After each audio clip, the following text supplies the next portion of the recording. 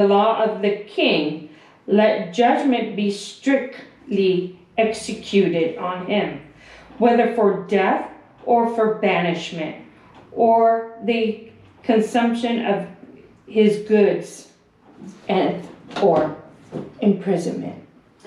Now, is he talking there about people who are Jewish or just strangers? I don't know. That's right. I would say not. He's just saying anyone who doesn't listen Right. to the law of your Lord. Right. We don't know. I would like to say. So it would be anybody. It could be. It could be. I would like to think it's not, but it could be. Could be anyone who doesn't believe in God. Because outsiders were not subject, nor did God treat them as subject to the laws and the relations that he had with Israel. So it may be a little different. I don't know. I don't know, but that's not what it reads. Well, that's a prosecutor's view. It's the only way you can read it. It says, anyone who does not obey your God and me will be clean cut. There's no and, ifs, ors. That's just what it's saying. Okay. It's interesting. It is interesting. How they would sit there and they would say, oh, you have to do it this way. You don't have a choice. Which means the king is saying, right, if you don't follow the God now that I follow, you're executed. Right. It had nothing to do with God himself saying, oh, you need to do this to these people. They chose this. They empowered themselves to tell you, this is who you're going to follow now. And if you don't want to do it, then you'll die. But through history, it's like this. Who's ever in charge is the one who controls what faith we're going to have. And if we disagree with that faith, then they kill you. It has nothing to do with God. But everybody points the finger at God. Oh, God's so mean. God's so nasty. God kills, kill. This looks like a man. This looks like a king. All right. I'm just saying. I hear you. Chapter 8. These are the heads of their fathers' houses, and this is the genealogy of those who went out with me from Babylon in the reign of Exius the king, of the sons of Phileas Gushan, of the house of the sons of Ishon and Daniel, of the sons of David, Husha, and the sons of Shiphan, who was of the house of Phares and Zechah. Son. Who was the sons? Who was of the sons of Phares and Zechah, with whom were gathered 150 men. Registered. Registered. Of the sons of Pama and Mam, Saban, the sons of Zechah, and with him 200 men. Of the sons of Shatta, Zacchaeus, and the son of Jezreel, and with him 300 men. Of the sons of Eba, and the sons of Jonathan, and with him 50 men. Of the sons of Elam, Jushan, and the sons of Esha, and with him 70 men. Of the sons of Shepha, Zebka, the sons of Makai, and with him 80 men. Of the sons of John, Haman, and the sons of Jerah, and with him 118 men. 218 men. Of the sons of Bain, Shalom, the sons of Jephah, and with him 160 men. Of the sons of Besha, Sekadah, Hadam, and with him 28 men. Of the sons of Aga and Jonathan, and the sons of Pekah, with him 110 men. Of the sons of Echaliam, whose Echaliam, those who came later, their names being Ethan, Joram, and Shimon, and with them 60 men. Of the sons of Besha, Utah, and Zikah, and with them 70 men. So he brings his own little army to enforce this. Yeah, why doesn't he give them good names? I gathered them to the river that runs to Esha, and there we camped 3 days. As I reviewed the people and the priest, I found there none of the sons of Levi, Well, that's interesting. Then I sent a letter to Ezra, Aaron, Shimon. I sent for. And then I sent for Ezra, Aaron, Limon, Seba, Nathan, Nadan, leading men for the Shotan and Niman, who were men of insight.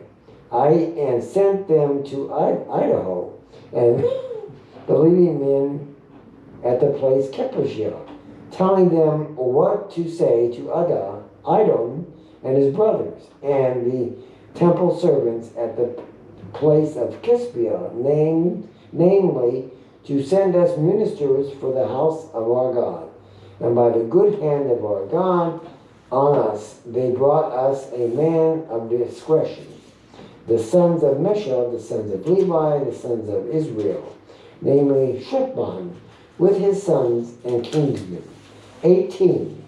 Also Heshabian, and with him Jeron, the son of Micah, with him kingsmen and their sons, 20. Besides 220 of the temple servants, whom David and his officers had set apart to attend the Levites. These were all mentioned by name. Then I proclaimed a fast there at the river Admin, that we might humble ourselves before our God, to seek from him a safe journey for ourselves, our children, and our goods. For I was ashamed to ask the king for a band of soldiers and horsemen to protect us against the enemy on our way, since we had told the king, the hand of our God is for good on all who seek him, and the power of his wrath is against all who forsake him. So we fasted and implored our God for this, and he listened to our entry. That makes common sense.